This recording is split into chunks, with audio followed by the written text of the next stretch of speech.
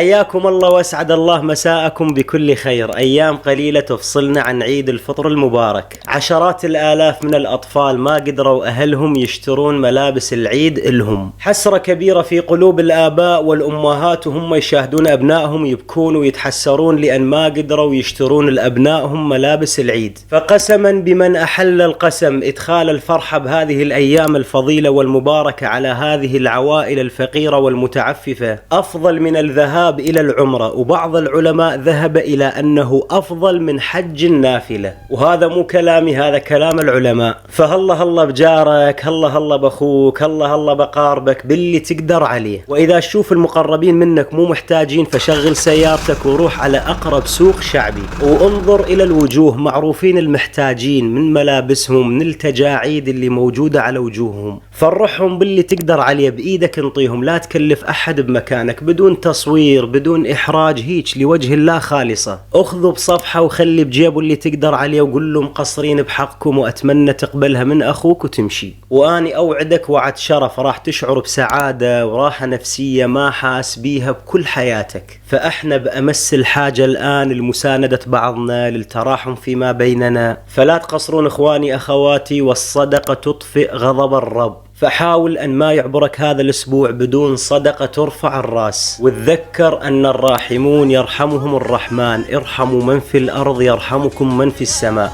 وإذا ما تقدر تصدق ساهم بنشر هذا الفيديو وإن شاء الله تكون سبب بصدقة أحد من الناس. ختاما تقبل الله صيامكم وطاعاتكم وعيدكم مبارك مسبقا، وكل عام وانتم بألف خير.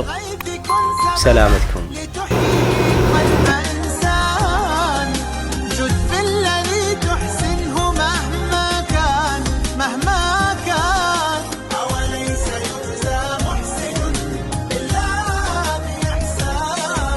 قلبي اطمأن فكلنا كالغيث للغير ما